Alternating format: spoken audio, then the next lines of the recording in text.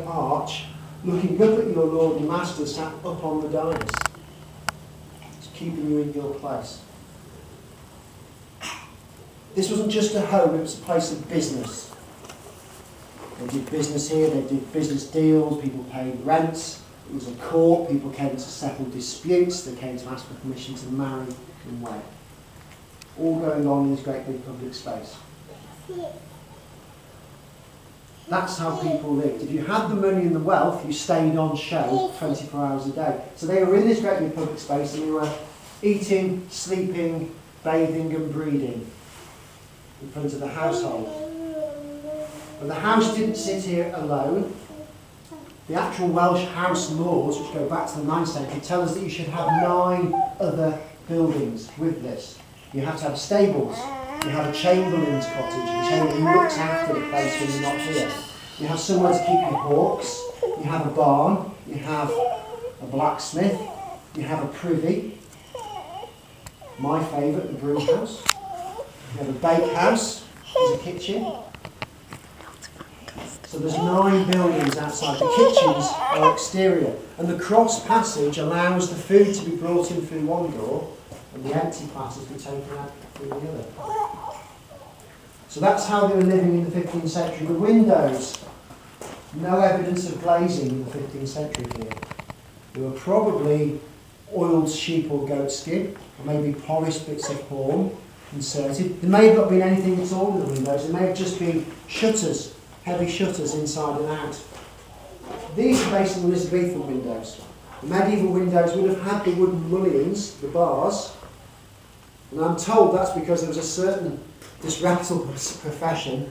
There's a criminal class called the housebreaker. You must remember that the panels were made of wattle and daub, and the housebreaker would go out at night looking for empty properties armed with an axe and an iron bar.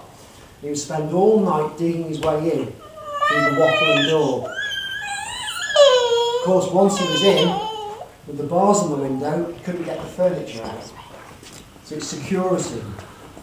There is a certain element of security, fortification to these great houses. They're defended. With the cattle down that end, there would have just been little slits to ventilate, to let the air in. No chimney. In fact, that beam is actually blackened from the medieval fires. There would have been a thatch roof. So maybe the smoke percolated out through the thatch, or maybe there was some ventilation in the gable ends. You could always open the 2 doors, the opposing doors, and allow the air to vent through. Would they be referred to as wind hole? Is that where the window came from? Is that true? Wind hole. For the window. I've not heard that one, have you? Now, so many things to look at. That's another one to look at. The latest one is when did people first got to clap?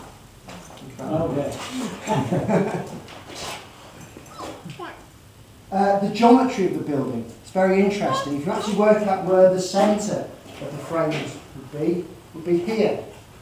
And what they've actually done is they've moved this base crook down the hall closer to the spear trusses, so you have a bigger geometric space for the family to live in and allow you to put the window lights in. When you looked up over your heads in 1460, you would actually see lots and lots of ash poles laid close together, roof poles. The thick end, the butt end on the wall plates and the thin ends overlapping on the ridge. And on top of that, a bracken under thatch. And then for this area, a rush thatch on top. And the rush thatch would have been added to every year. It would have been a 4-year cycle to keep adding the rushes. And in the end, the roof probably ended up about this sort of thick. So that's how they're living in the 15th century on public show. The next change with Mawr is in the 16th century. In the 16th century, there's a change in the way people want to live, and they want some privacy. In 1594, the floor is inserted at this point here. You can see where the door is. They put in a chamber, they infilled the panels here, create 2 chambers behind, and we've got some privacy. This becomes a solar. This is a room up towards the sun. It allows the family to come out of the public space and have some privacy. No doubt there was a little window in the door. You could keep an eye on the servants below. Go and visit